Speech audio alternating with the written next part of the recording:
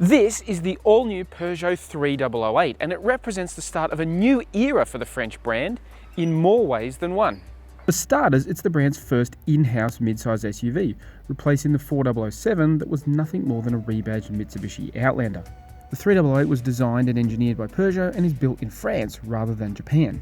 But it also represents the start of a new era for the brand in Australia, where it has new distributors, the same company behind Subaru's success down under. So this could be the vehicle to finally turn around Peugeot's fortunes here. The Frenchness of the 3008 is obvious as soon as you get anywhere near it, thanks to its bold exterior styling.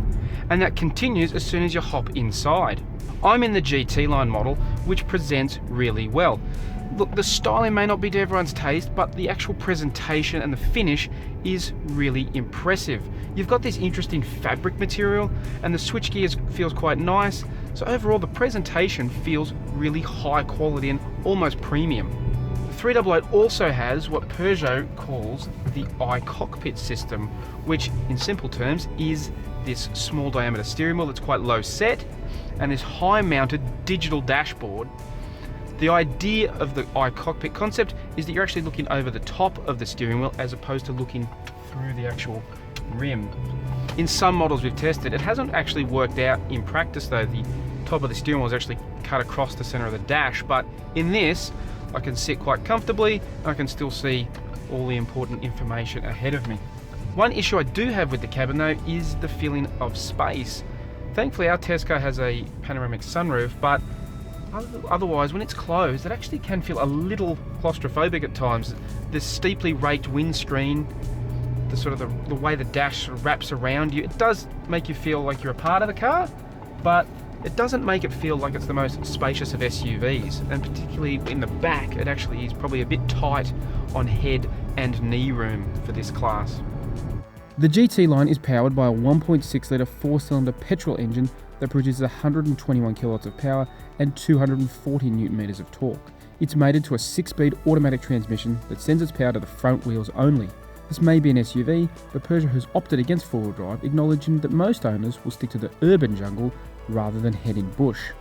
But that's not a bad plan for Peugeot because there are plenty of more capable off-road SUVs, so the French brand is playing to its on-road strength. Because it's been designed in-house as opposed to borrowing a Mitsubishi, it actually shares plenty of its DNA with the 308 hatchback, which I think is one of the more underrated hatchbacks on the market at the moment. It's really nice to drive, feels quite light and responsive, and that's really the feeling you get in the 3008. For a big SUV, it's a medium-sized SUV, it's designed to compete in that family-friendly segment. It actually feels quite compact and agile on the road, quite responsive. The ride is, as you expect from a European car, a little bit firm. It does sort of tend to pick up the smaller bumps in the road, but for a 1.6 litre petrol, it actually does a pretty good job. But, again, it doesn't feel like a big, heavy SUV, so the little engine actually doesn't have too much trouble pulling the car along.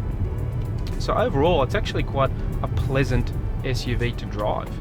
The 3008 doesn't try to beat its rivals on price, with the range starting at $36,990 for the active model. The GT line we have here starts at $43,490, which puts it on par with rivals like the Volkswagen Tiguan 132 TSI, Mazda CX-5 GT, and Hyundai Tucson Highlander. For that money, you get 18-inch alloy wheels, keyless entry and ignition, dual-zone aircon, navigation, surround view parking cameras, semi-autonomous park assist, to name a few highlights. The GT line also has a sportier edge thanks to its sports bumpers, black roof and mirrors, black interior headlining, and stainless steel scuff plates. While it's early days for this new era for Peugeot, the 3008 certainly shows the brand still has plenty of potential.